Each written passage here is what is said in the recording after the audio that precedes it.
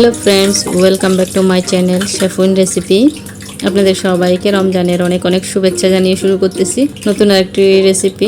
সবার প্রিয় বেগুনি এবং আলুর চপের পারফেক্ট একটা রেসিপি আমি আপনাদের সাথে শেয়ার করতেছি। চলেন দেখে নেওয়া যাক।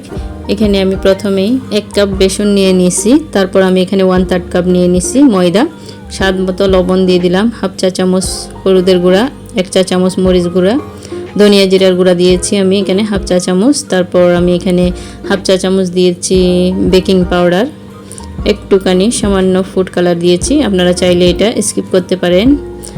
এরপর আমি এগুলো মিক্স করে নিচ্ছি। এখানে আমি নর্মাল টেম্পারেচারে পানি দিয়ে এটা ব্যাটারটা আমি রেডি করতেছি। ভালোভাবে মিক্স করে নিয়েছি। বেগুনগুলি আমি খুবই পাতলা করে কেটেছি। এখন আমি স্বাদ মতো লবণ দিয়ে দিলাম, তারপর সামান্য পরিমাণ মরিচ গুঁড়া দিয়ে একটু মিক্স করে নিয়েছি। তারপর এখানে আমি 2টা আলু সিদ্ধ করে নিয়েছি, মিক্স করে এক পাশে রেখে দিচ্ছি বেগুনটা আমি, যাতে একটু নরম সফট হয়ে যায়।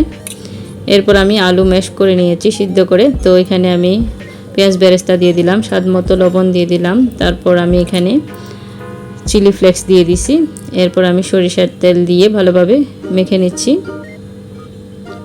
আমি এখানে ধনেপাতা দিইনি, আপনারা চাইলে ধনেপাতা দিয়ে নিতে পারেন। তারপর আমি এখানে একটা ডিম সিদ্ধ করে নিয়েছি, আপনারা চাইলে ডিম নাও দিতে পারেন অথবা ডিম দিতে পারেন। তারপর এভাবে চাপটা শেপ করে নিচ্ছি।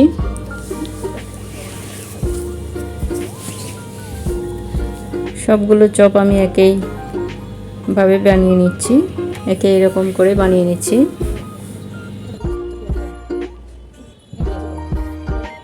সবগুলো বানানো শেষ হলে আমি এখানে চুলায় তেল বসিয়ে দিয়েছি ফ্রাই প্যানে। তো তেলটা যখন প্রচুর পরিমাণে গরম হয়েছে, আমি 1 টেবিল চামচ তেল নিয়ে ব্যাটারে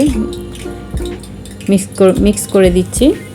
গরম গরম যদি আপনি এভাবে 1 চামচ তেল মিক্স করে নেন, তো এটা খুবই মচমচে হবে, অনেকক্ষণ পর্যন্ত মচমচে থাকবে বেগুনিগুলা। এবার আমি কোট করে নিয়ে বেগুনিগুলা ছেড়ে দিচ্ছি তেলে, ডুবো তেলে।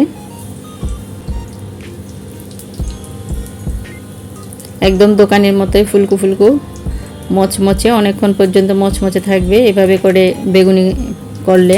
ব্যাটারটা একদম সেম প্রসেসে আমি যেভাবে করেছি সেমভাবে করলে একদম আমার মতো বেগুনি আপনারা বাসায় করে নিতে পারবেন, দোকানের মতোই। দেখেন আমি এক ব্যাচ উঠিয়ে নিচ্ছি। অবশ্যই হাই ফ্লেমেই বেগুনিগুলো ছাড়তে হবে। মিডিয়াম ফ্লেমে যদি চুলা রাখেন তো তেল টেনে নিবে বেগুনি, যার কারণে হাই ফ্লেমেই করতে হবে। এবার আমি চপগুলো ভেজে নিচ্ছি, উল্টিয়ে পাল্টিয়ে একই ব্যাটারে আমি চপগুলা দিয়ে দিছি। রেডি হয়ে গেছে আমার বেগুনি আর আলুর চপ। আপনারাও ট্রাই করতে পারেন এভাবে করে, একদম দোকানের মতো, কেউ বুঝতে পারবে না এটা যে বাসায় করা হয়েছে। আজ এ পর্যন্ত, ভালো থাকেন, সুস্থ থাকেন, আল্লাহ হাফেজ।